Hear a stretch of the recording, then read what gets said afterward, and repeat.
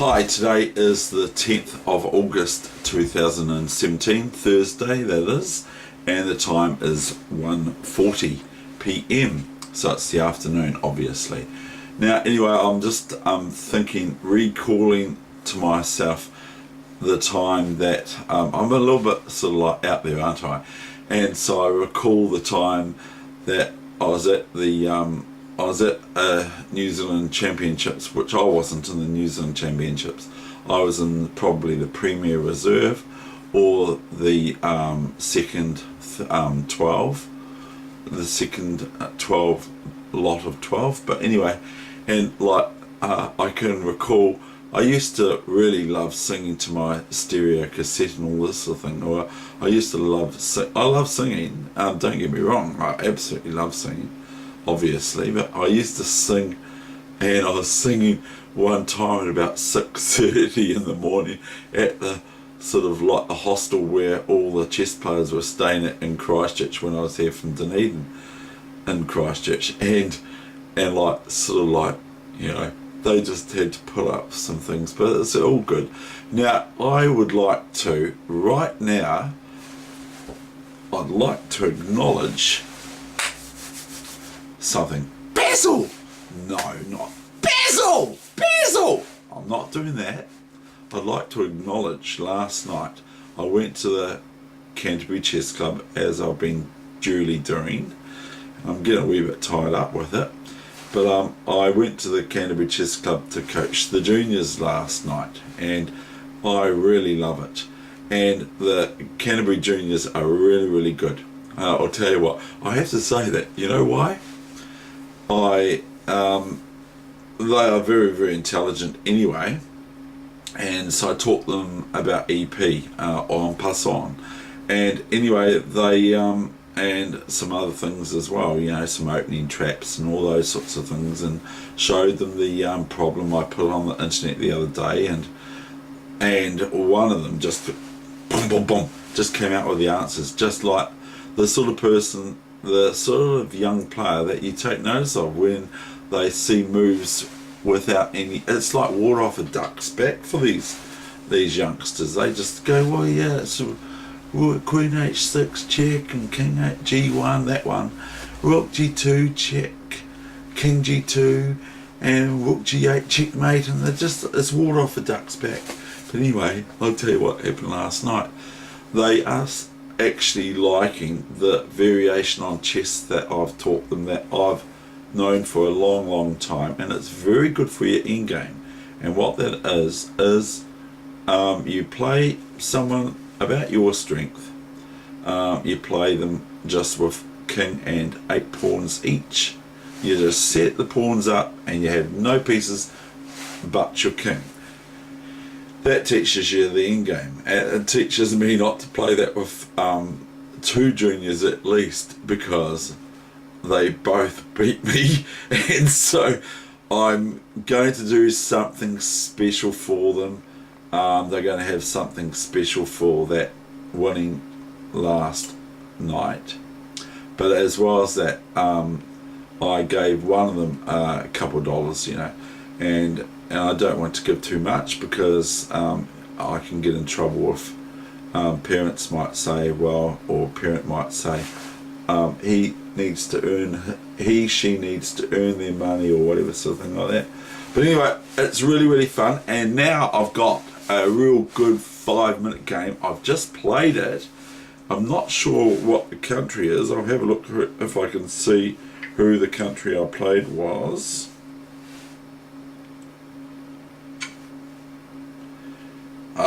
Okay, no, it wasn't that one.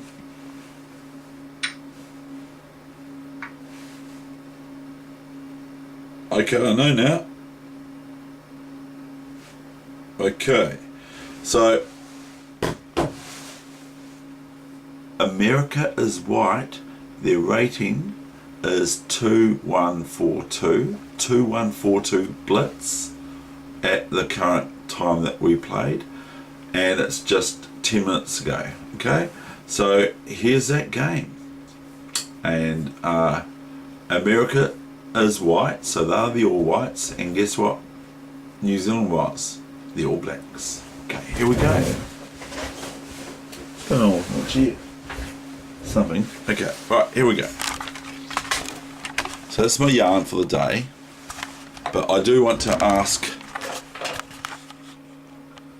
Kiwi Honeybee Bear from New Zealand, how has he turned his head around? His head's turned around, hey? His head is actually turned around. I don't know how he's done that. He's an ornament. Okay. Well, Dave, it just happens that I can move my neck. Duh, Dave. Yeah, come on, Dave! Get moving! Okay, fine. Yeah, Dave. We're really excited to have a look at this game that you lost. Oh no, it's terrible. I'm so sad about it. Here we've got the starting position, of course. Now, many things have happened over a game of chess, and this is going to be one of them. So anyway, the All Blacks are black, of course, but they're not the real All Blacks, but the All Blacks are black. But this is a really cool game. I like it. I really enjoyed this game. E6, knight f3, no different, is it? David just keeps on playing the same old stuff. b3, f5. So this player is 2142 on chess.com. And this is pretty dangerous. This is pretty good against the e6 f5 d5 line, because the bishop's always peering down this diagonal. So black needs to be very careful, especially playing a player of this caliber. I put a piece in the way of this pawn, because if I move my bishop out, you can see the red line, and even here or here or here, if I move my bishop from here to here or here or here or here, or even the dumb move here, then it shows the red line. What now if I move it here, the bishop can be just taken. So there's two red lines plus the line still for bishop g7, which is still good, and it wins material for white. So I go knight f6.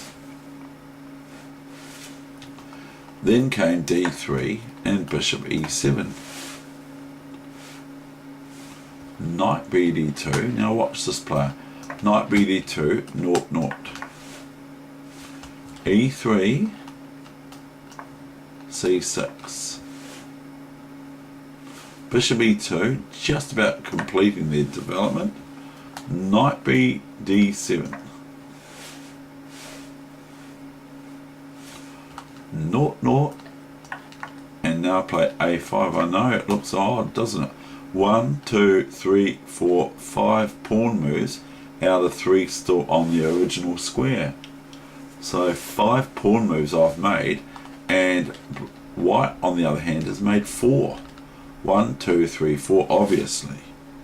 I play a5. My opponent just develops.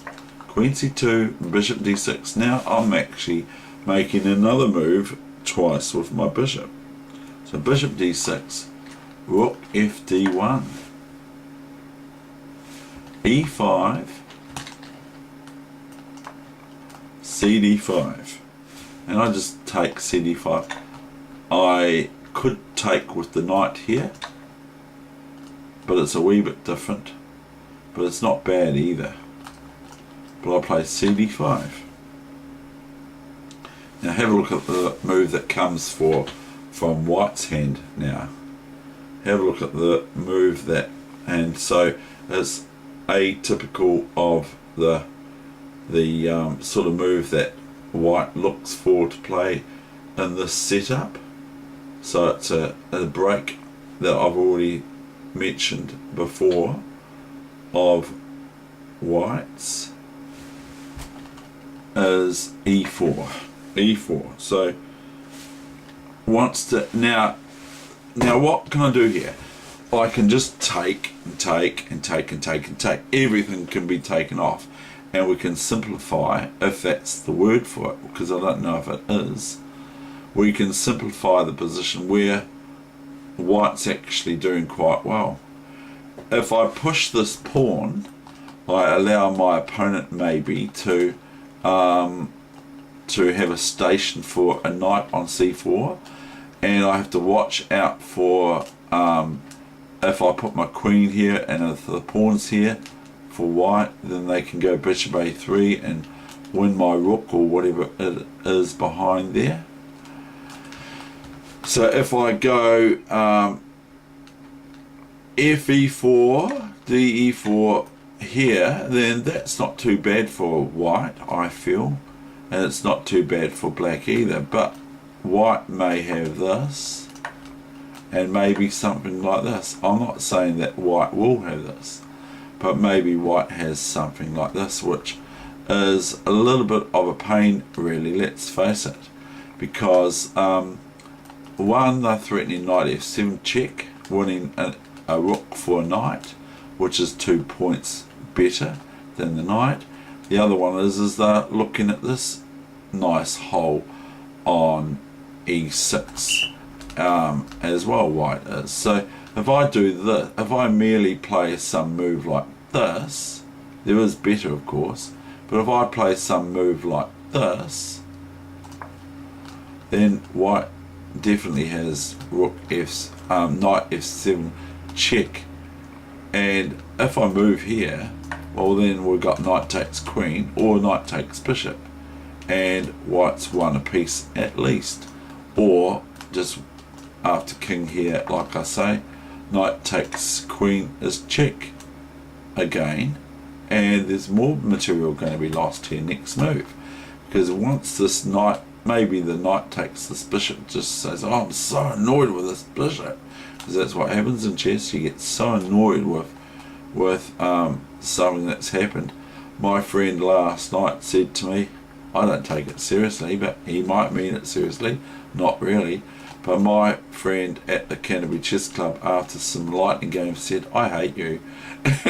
And I know he doesn't hate me, but I mean, but he might not be very happy with me because he didn't get it. He feels like he didn't get a look in.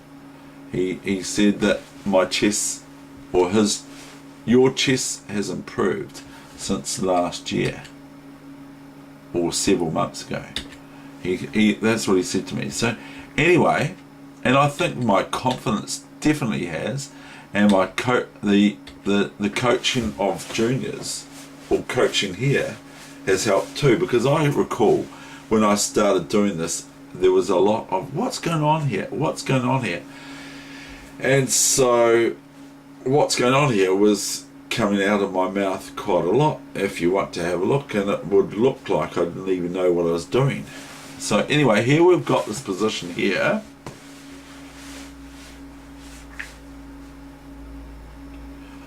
of e4 has just been played. Now I've got, there's about, in chess there's always 100 sort of moves you can play, but there's one that stood out to me that I like the most, but it's not even that great. But the thing is I'm closing off the white dark squared bishop from attacking this pawn as well. So say for instance I take here,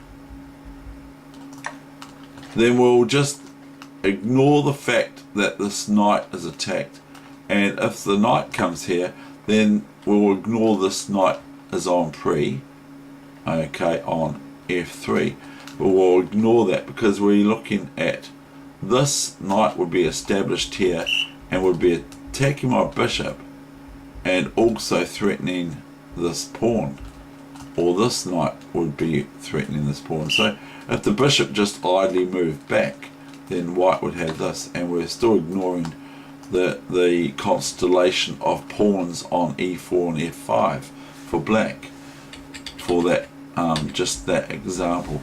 And the other thing is that when white plays e4, I can have this spot here, you see. So that's another way I could have gone. I could have gone a completely different way, but I would probably suffer some sort of indignity or so for my idea. So my idea could be taking here, okay, and we're just going to play rubbish here, and then I've got the space for my knight on f4, but that's not what I did.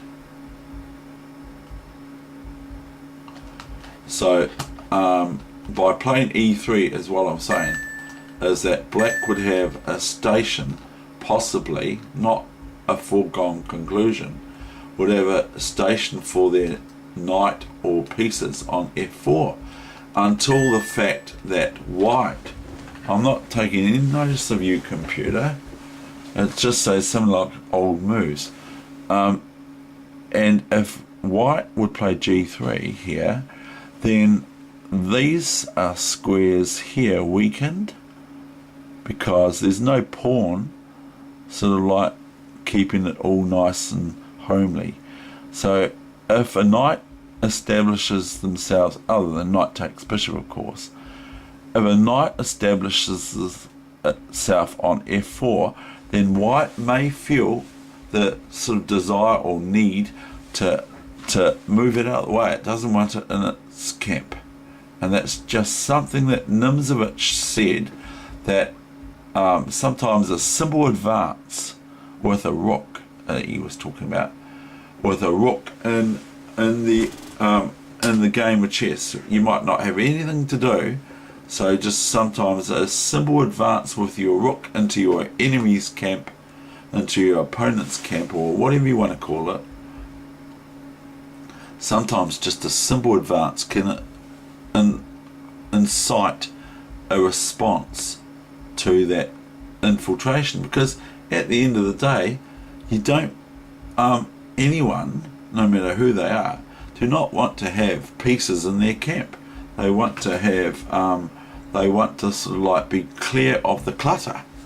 And so if the pieces are like clutter, you know, if the pieces are like a clutter,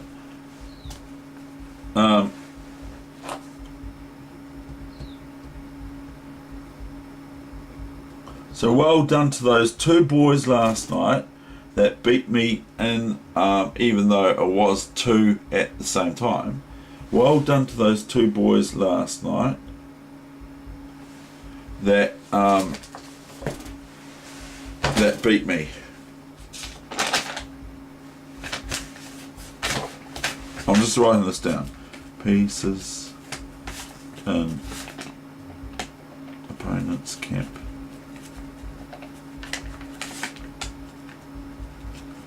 Create a response.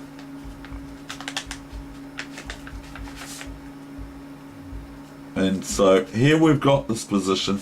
So what I'm saying is that if I establish a knight or an outpost on f4, this square here, then it incites white to react to it. They have to react to the bishop anyway, so they can't just go g3 if I put my knight here, because I go knight e2, and then I can just move this knight back here because it's got this escape square.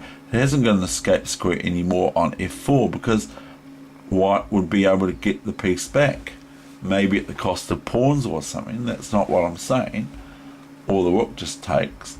But the thing is that I would have this escape entry square from knight f4 to e2 to knight d4, and it will be at the expense of a couple of pawns, because currently at the moment I'm actually, if this was the position, I'm going to be a pawn down.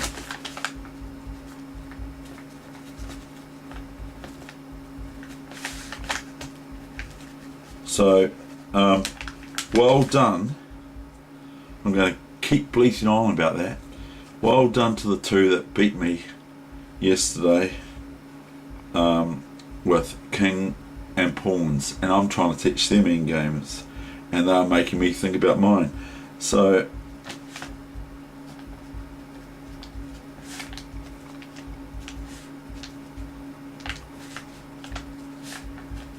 notice that that people like Aaron Nimzovich, thinking outside the square by saying, you know, like, just infiltrate. And he calls it simply infiltrate.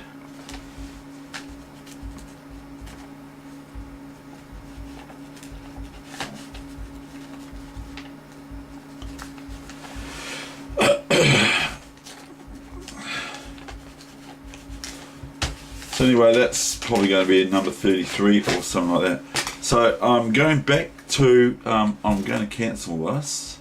So what I'm saying is that it's not my own, of course, because chess isn't my own either. I didn't make the game. So I'm going to go e4, and I went d4. That's the move I chose. This is a new main line. You should know that, computer. Yeah, Dave, the computer should know. Yeah, I know, the computer should know. And so this incites or offers white a pawn, so they take it. And remember who I'm playing. Now, if my opponent gets to knot these pawns up on here, then I'm in big trouble, okay?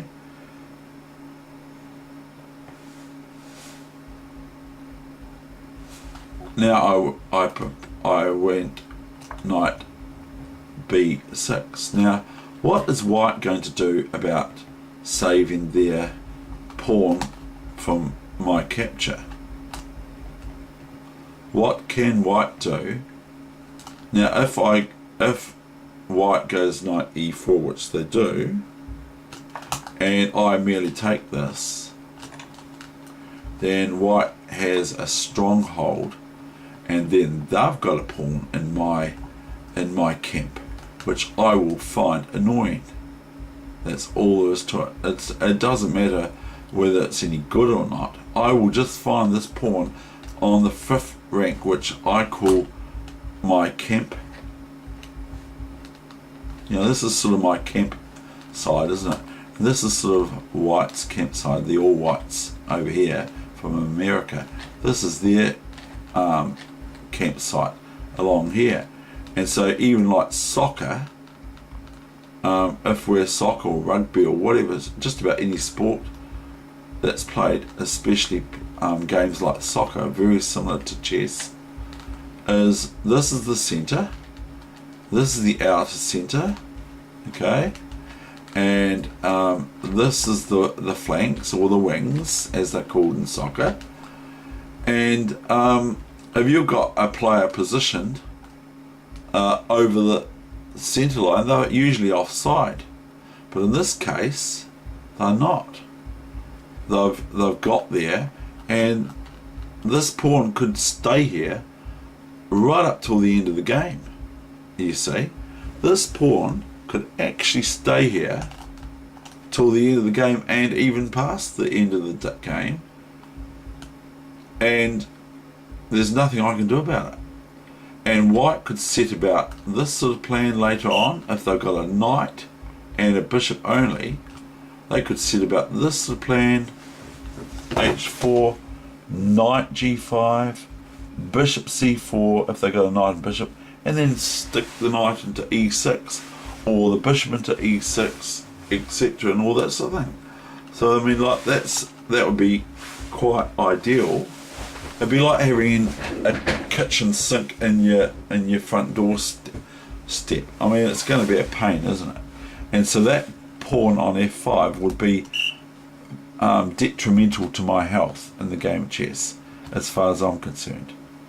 It might not be that bad. I might be able to get rid of it, but I might have to get rid of it. Say, for instance, I did this, okay? Then white can just merely play this, and if I go here, then white could probably get away with doing this, because they don't want to get rid of this strong pawn on f5. So if I take this, they take back. If I take this, then they just take back, or they take back with that. And I know there's weaknesses, of course. I could swing in here, but guess what happens? Then I have to look after this knight on d5, because it's now pinned. So if I go bishop here, note this, queen here, and it wins my piece, because I now cannot move my bishop into my camp on e6, because this pawn, this apex, is sitting there causing me great difficulty. Now I'm not doing that, computer. So after bishop e6, we'll just say after bishop e6, white can even take this, and now look, this bishop is coming into life. So I mean, like, I'm showing that a pawn on e6 or f5 is a great issue, and I know I'm playing some weak moves and all that sort of thing. So, but what we're doing now is we're going to continue with the game, and then that's going to be the session. I have got other games to show you which are equally as exciting. There's one that I was winning, I think, but I can't say I was winning, so that's it. We should set the pieces up, because black lost, black won, so that black won, and one opponent sent me a notification to say when the tough get going, when you know, that sort of saying, when the tough get going, or whatever, the tough get going, or whatever it is. So but one of the things I like about my mother, she's sort of like, I even start to forget things, and so does she. But one thing that my mum doesn't like is she doesn't mind losing things, but she doesn't want to lose her memory. But I mean, like, it's a bit sad, but it's true that memory is something you don't really want to lose, or you don't want to get told that you're forgetting what I've just told you. So I've got in big trouble for saying that to Mum. I went bishop f5. Okay, so that's enough talk about the about new mainline, Dave. It should know. The computer should know, Dave. It's a new mainline. Okay, now look at this. Now, first of all, after knight d6, white's actually taking my bad bishop, but I have got problems and thoughts for white, sorry, of them trying things like this, and then bishop a3, and picking up my rook for their bishop that's a wee bit hampered. Let's face it, it's a wee bit hampered. So knight d6, queen d6 happened. Now we're at move 17, knight d2. So white's playing very sensibly anyway. So how do I go from here? I merely just play a basic move, rook ac8. If I don't play this, and if I play something else, I don't know, just bishop here, then white has this, okay, this, and either here, which can't do, of course, because the bishop's c2, the red line, or this, which is probably okay, or just this, check. And I can go here, but then black can just go back here, and then they're threatening this again. And I have to worry about that. And I don't want to worry about that. So white went knight d2, 17, and I went rook ac8. Now that created the response, the new main line, knight c4, and I went knight c4. Now the only way for white to properly take this back is with the b pawn. So now I start to go, hang on, I can actually just play this. And now if bishop here was possible, I know I can take it. I would be able to play b4, and as I did before, just joking, but I would be able to play b4. But the other thing I'm threatening here is this, as what, black. I actually would be threatening this after b5, and the pawn could go here, okay, but I can take it like this, bishop here, rook takes, bishop takes, rook takes, bishop takes, king takes, and if we have a look at the position now, white has two rooks for white has two rooks, and black has a bishop and a knight for one of white's rooks. So the material, in my opinion, is not equal. I favour black here. I know I am black, that's my position, I'm black here, but I do favour black's position here. If I was to look at this and to adjudicate this position for either side, I would say, well, yeah, I think mostly white's going to lose this game. But that's just some nonsense analysis, but it's still relevant to the game at hand. So knight c4, bc4. Now I go b6.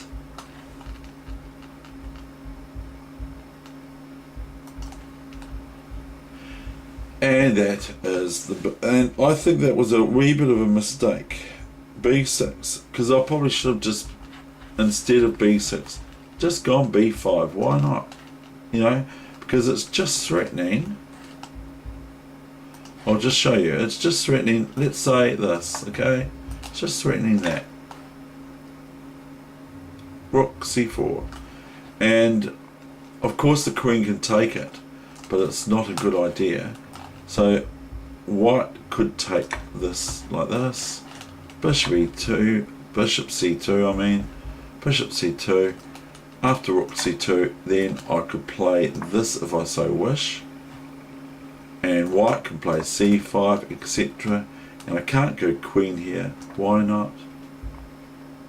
And Heather sees these moves very, very quickly.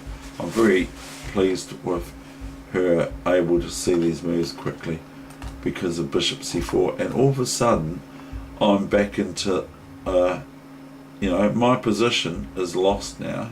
Even though I've got some nice pawns here, I'm probably going to lose because white's probably going to think I'm going to eradicate the, after I take here on d5, they can't play that. But they've also got this passed c pawn, and they can open this bishop diagonal up, or try to, and maybe eventually play g3 if they need to, and f4 to break these pawns of black, because they're the only thing in black's position that are favourable anymore. That are favourable from this point on. So if c5, it would not be, I can't take the pawn of course, but it would not be a good idea. I'd probably have to either sit back here or just go here. This is just nonsense, this analysis.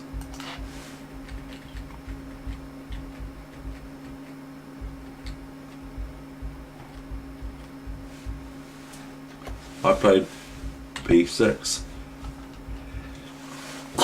Excuse me, please.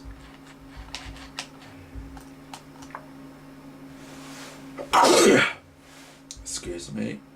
Right, we've got now, so I reckon this is a really exciting, interesting game of chess. It's a real feisty. So now I'm threatening this.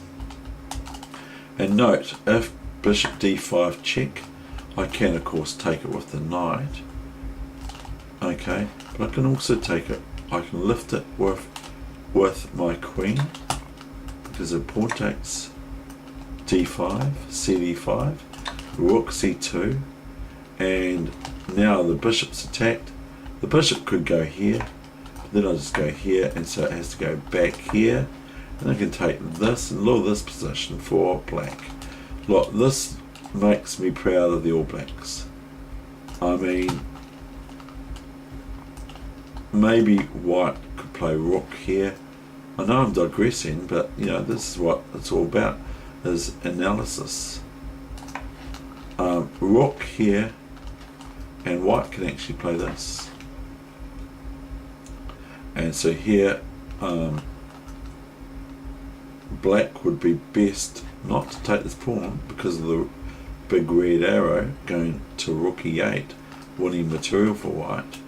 And not even this, because of knight f4 is no good because of bishop f4, and the bishop cannot be recaptured on f4 by the black pawn on e5 because of rook e8 check.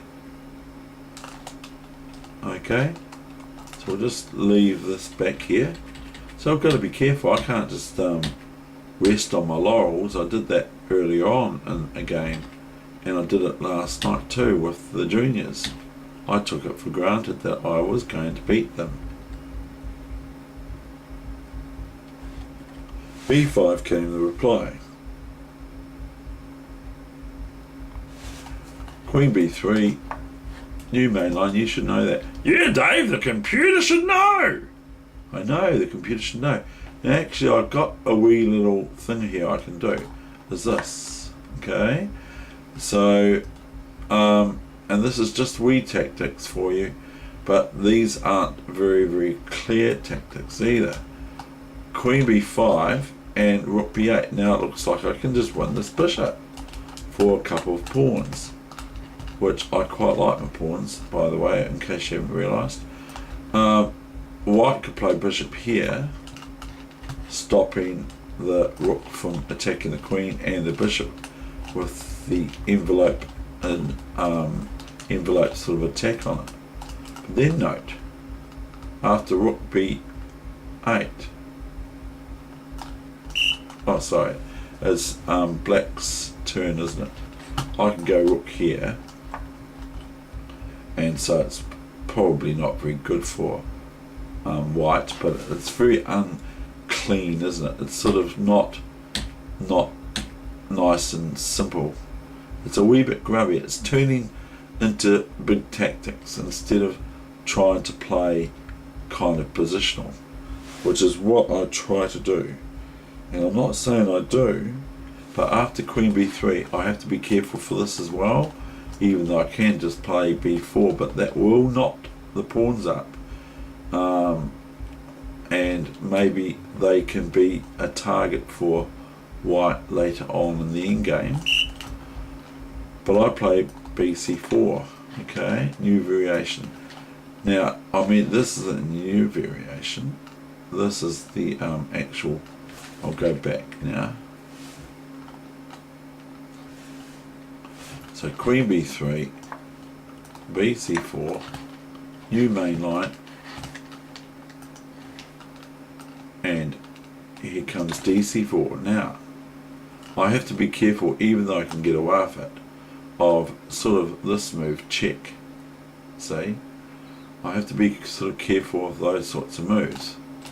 I even have to be careful of these sorts of moves, because white can still play this, even though I can just take the queen, and my queen can be taken on c5 to d6.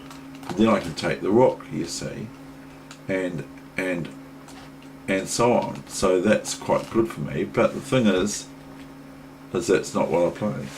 I don't think I did. I did. dc4, I went bishop e6 because this is a big threat. The c5 check, even though it doesn't really amount to anything, because I can move my queen here before, if you want to have a look at that position. So here I go, bishop e6 and rook ac1, because I'm merely just threatening bishop takes here. Now what happens now if bishop a3 is what I'm just now asking myself. what actually happens if bishop's a3. Have I found another improvement for my opponent or not?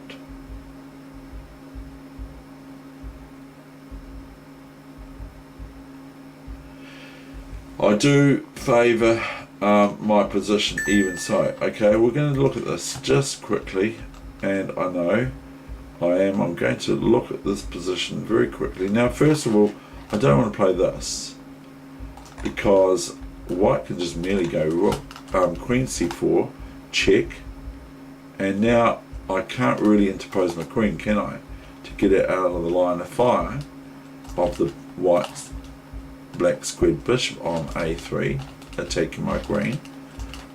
But I can't really very well interpose my queen here. And if I interpose my knight, well, my opponent's going to laugh, because they're probably going to just take this, check, king here, bishop takes d6, rook takes c4, and then they can opt to take either rook, or they can just take this. Doesn't really matter really at this stage.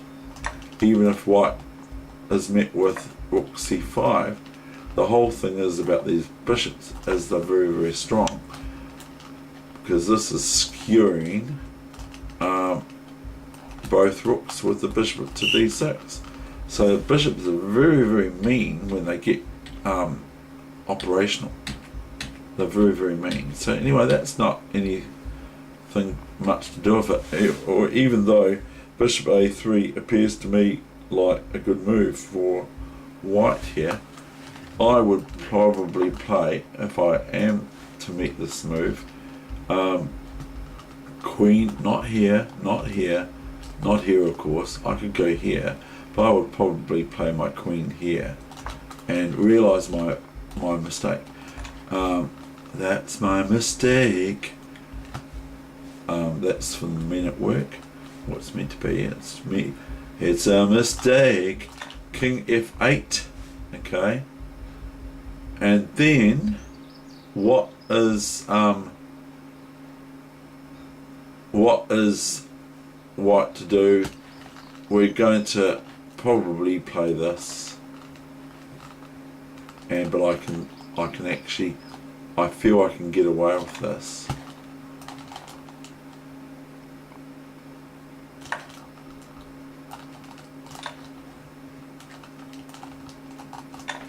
Now I have to take the rook, not the rook on d1, even though it attacks the bishop, because then the rook takes c8 and then it takes the bishop back on d1, not the other way around. So here, here, here. Now what's the position now? Probably very good for black, because look at these pawns. I would scheme here. I'd even be prepared to, if the bishop moves here, to take the thing with my bishop or with my rook, and I want to move my king in this vicinity, maybe even here, but I have to watch out if I do that my opponent doesn't go rook c1, and they're not going to win my rook, but I have to go back again, so I have to go all the way back home again. So I would think, well, I want to go here, here, maybe to connect with my rook, with my king, and then play knight here, and then look at this position for my knight on c3. That would be a real problem, but I also have to watch this pawn on a black square, that my opponent doesn't attack it, because if they do, I have to defend it. So if my opponent goes rook a1, I could go rook here or rook here. If I go rook here, then my opponent and the rook's here, then my opponent can sort of play this, not that they will, but my opponent can sort of play this. So this is just a bit of endgame instruction, and it's also a variation because I found possibly a better move for white here, which is bishop a3, but it is 5 minutes, so we have to give it the due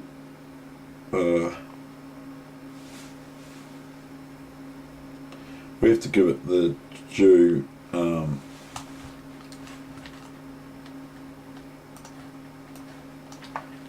new main line, you should know.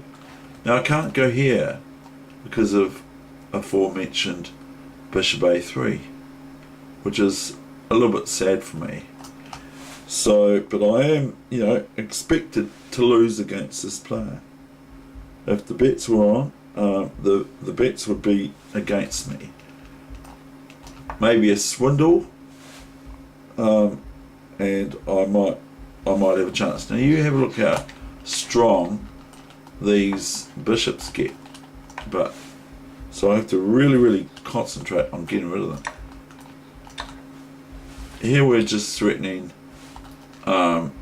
bishop, queen takes bishop,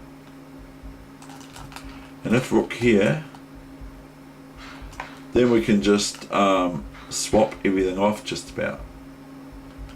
So we'll do a new variation. So we'll just I don't know, we could go queen takes here, and that's pretty strong for black. Or we could just take this, take this, take this, and that threatens. If bishop f8, it might not be a bad move, but it's not a good move because white would be met with rook d1 check first, because this bishop here does not check the king. If it's a rook or queen, different.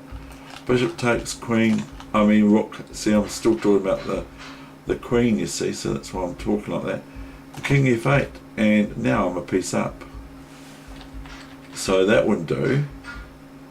So white would be best to play after rook takes. Rook takes. New variation. It's only a variation, it's not the game. And now I have to be careful where I land my rook, because it is attacked. So I have to respect the bishop, because the bishop is worth a little bit less. So I'd go rook here. And now I'm attacking this pawn twice. So white would probably feel and sort of wanting to play this. And then I've got this, etc. And so this, like I said earlier, this is a very strong combination of pawns here. Okay, we'll just give you an example. Okay, what does white do now? Because I'm just going to threaten this, so maybe they can go here. That's probably the very best that they can do. So we'll go here. Okay, I'm just sort of being a bit naughty by going, or I can go king here, and I'm threatening here. So that's the thing about chess, it's so varied that the complexities of the given moves available to one is phenomenal. It's like just unimaginable.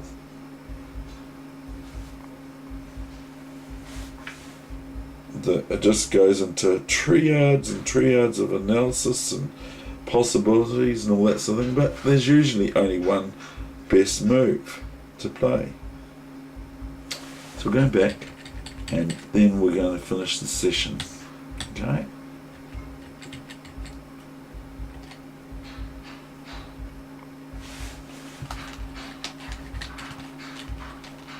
Queen b4, a b4.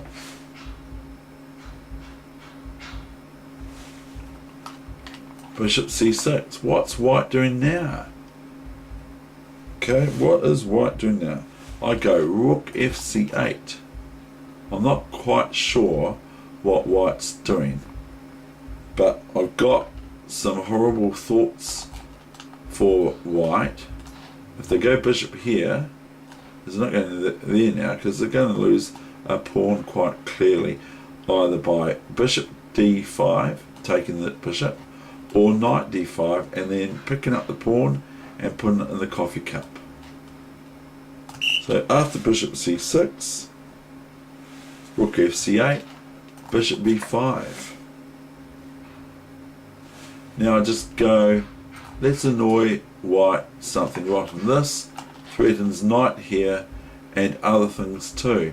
And then knight takes bishop, or even just knight takes b5, or even if the knight gets in here, just to lift this pawn with the bishop, or even with the rook once the knight goes to c3, even with the rook, because if bishop takes c4, bishop c4, and look at this knight and bishop battery, and this pawn, and if the pawn moves, I just push it, this b pawn, and it's just beautiful position for black.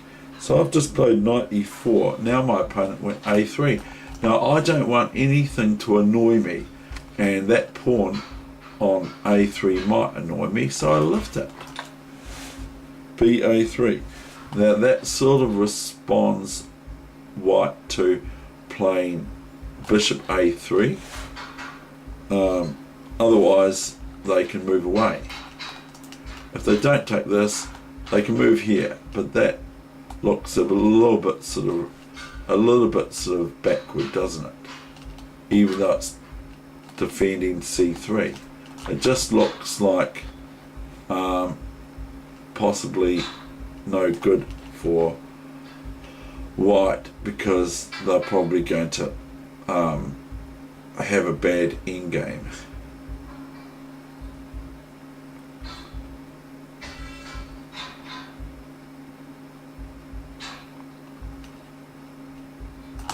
I can just do this almost to my leisure, or even this to my leisure, and then the pawn is looking like fruitful for me to pick it up.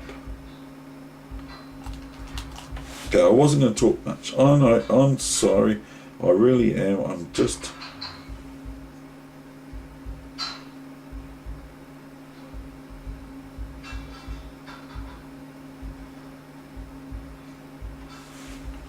bishop a3, knight c3. Now this is, I didn't actually realise the strength of my move.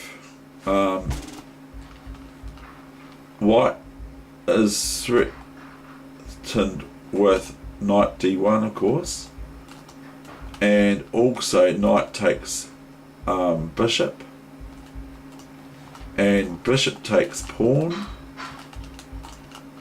etc. So if the rook moves here,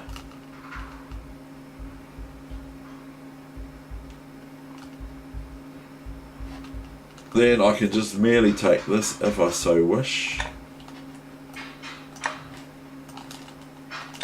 Now this might be the best line for white, I don't know, without looking at the computer.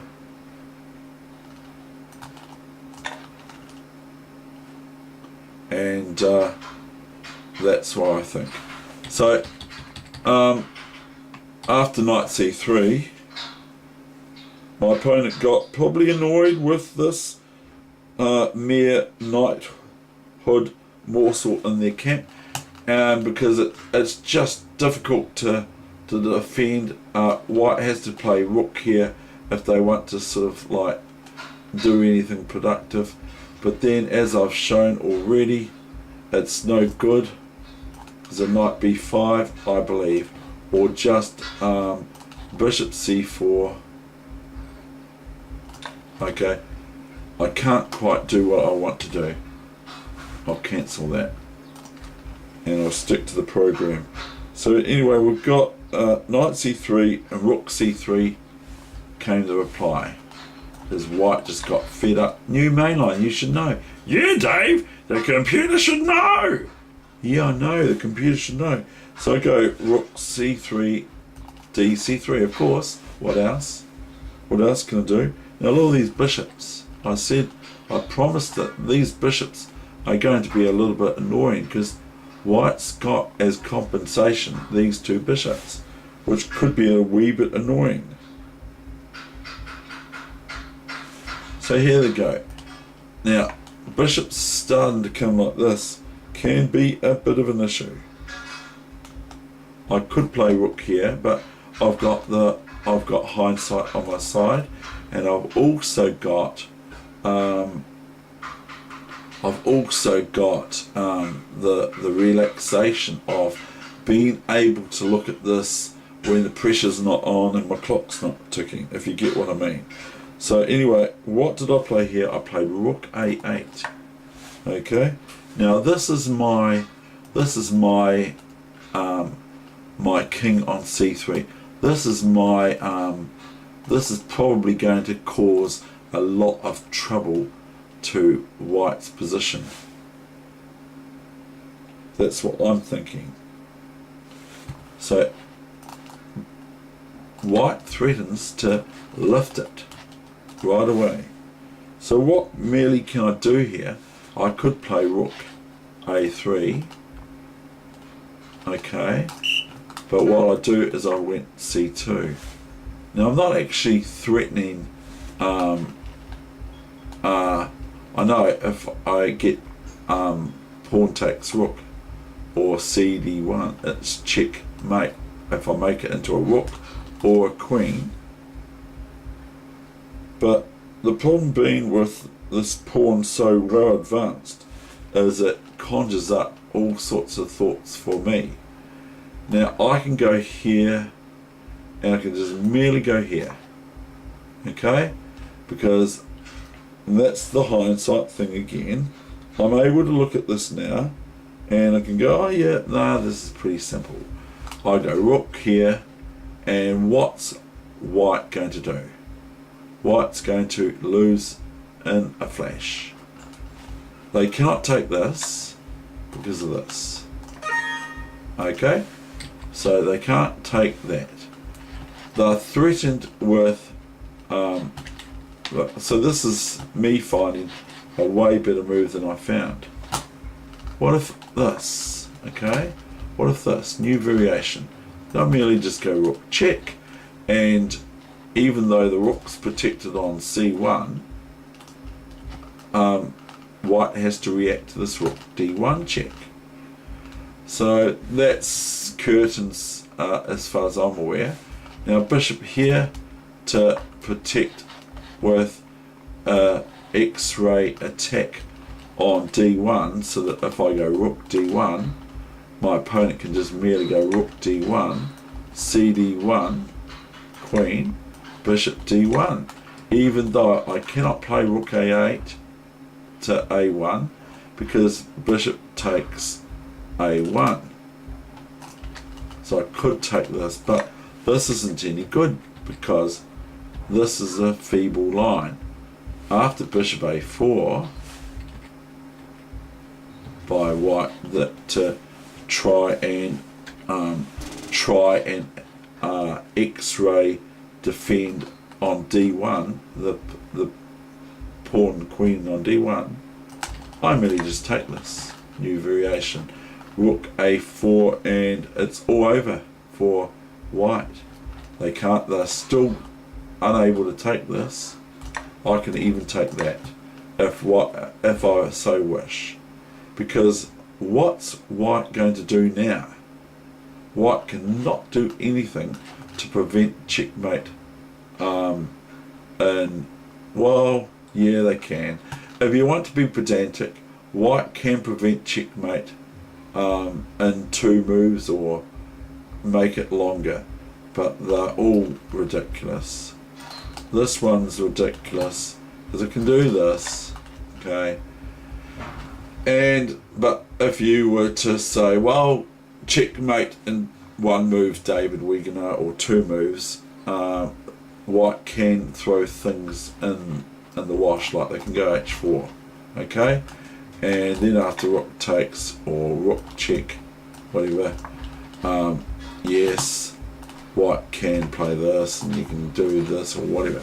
So that's not what I'm doing here, and that's not what happened either. My opponent didn't play that badly at all. So, but here I missed the better line here myself.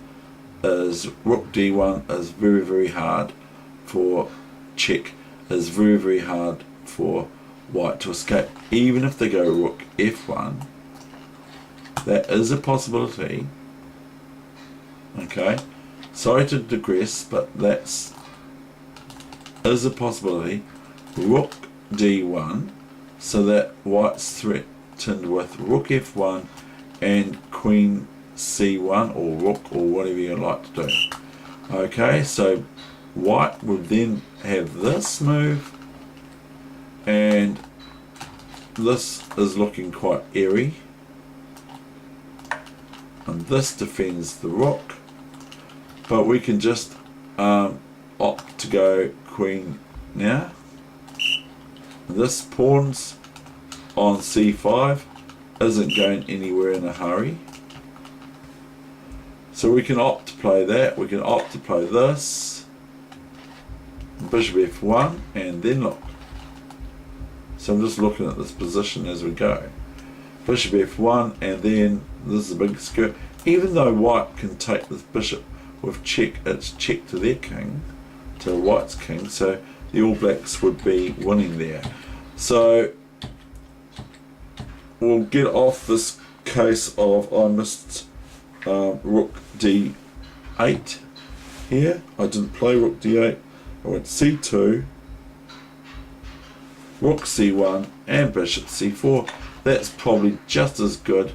This is a new mainline computer. This is probably just as good, because look at it. I mean, just look. You probably want to say, oh, I can't be bothered looking at this. This is ridiculous. White's totally lost. White can take this with check. And if I leave it, then they can take my pawn next, can they?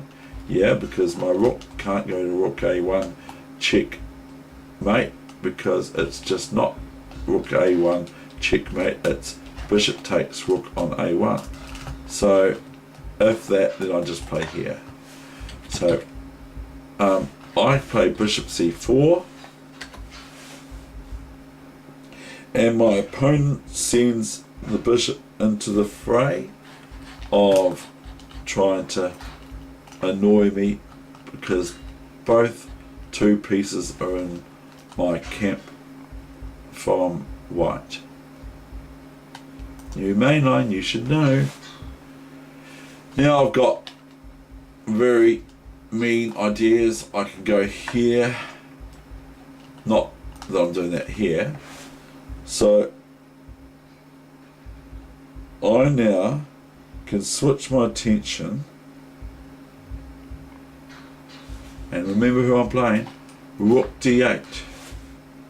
Now if bishop c6 or something like that, that will not do, because a rook d1 etc check, and then after that, after rook d1, dc2, rook or queen checkmate.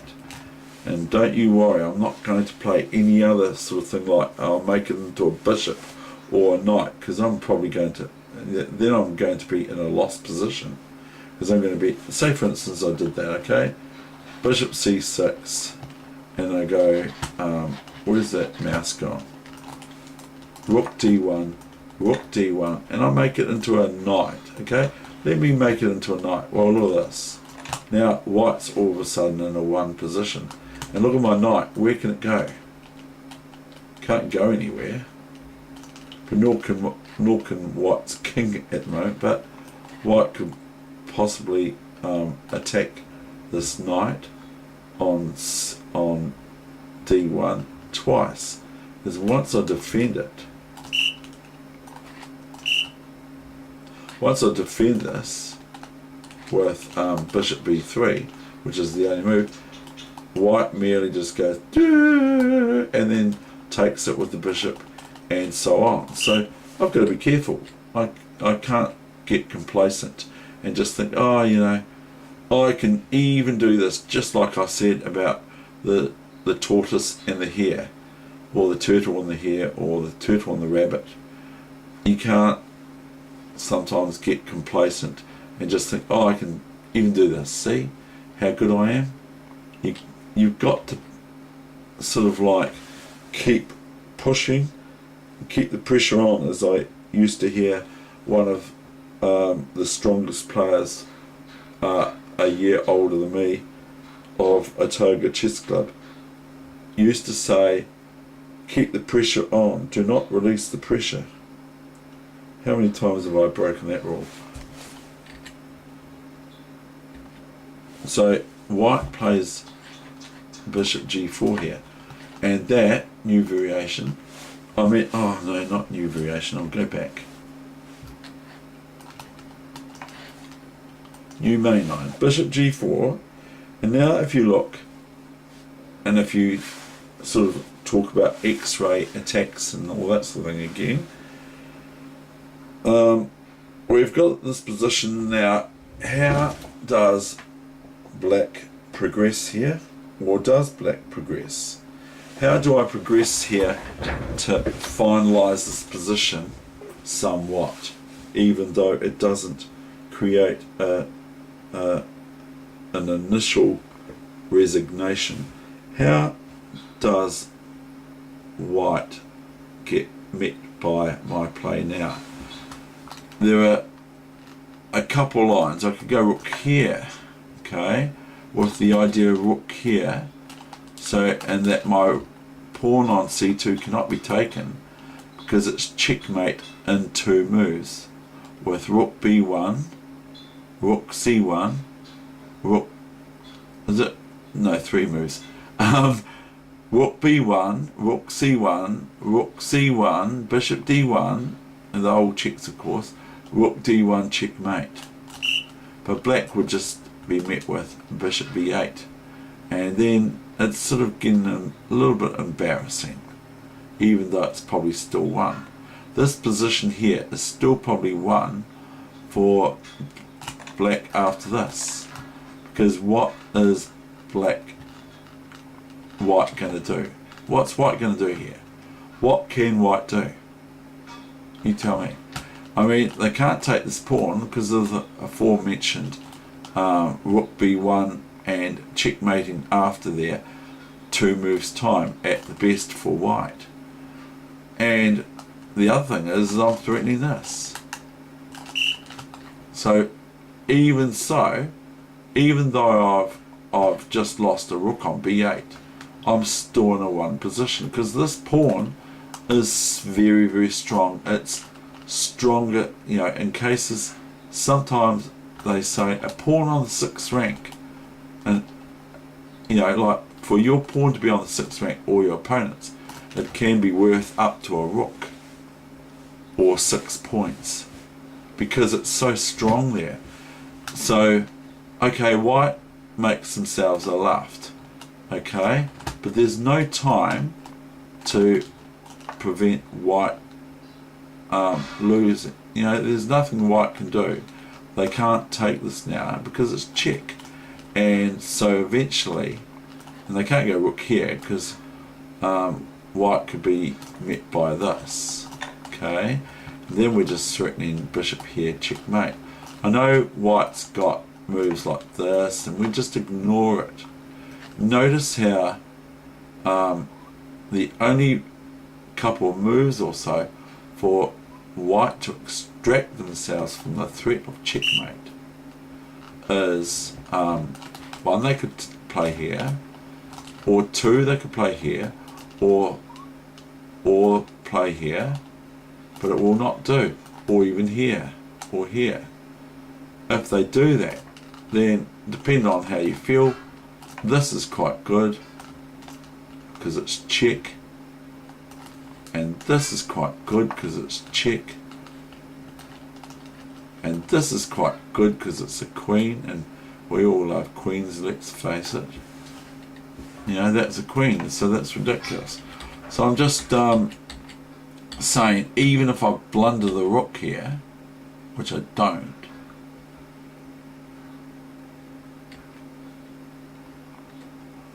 because I can't go rook a1 as previously mentioned.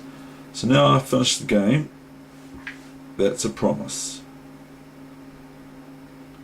So my move that I found here in 5-minute chess was bishop b3, and now I am actually threatening the rook here.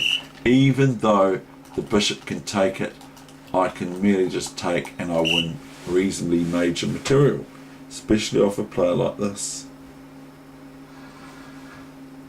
So my opponent wriggles and and probably was a bit annoyed. Rook d1, now I'm threatening just rook c1 if white does not watch it. My opponent, doesn't really matter here, plays bishop d1, and I play here. See the x-ray, sort of like the cloaking x-ray move of bishop b3. It protects the pawn on c2 and it also offers up extra attack on the square d1 because it's sort of like invisible touch to cd1. Queen. I made a queen. I wasn't going to clown around with this guy from America. Rook d1, bishop d1. Okay, now I'm thinking I'm going to get everything on white squares because my opponent's got a black square. And do not lose the bishop on d1 to king e1. This is the sort of thing, this is the sort of rubbish I'm thinking. Bishop b3, king d2. So I'm thinking, well, I don't want the bishop to be able to be attacked next move. So I go bishop b3 to e6. King d2, bishop e6, and my opponent resigned. That's the end of the session.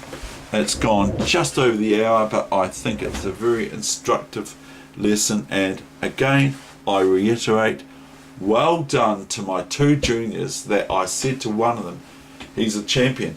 And he says, why do you keep calling me a champion? Because you are, as far as I'm concerned, I can see your ability and everything like that. But it's water off the duck's back.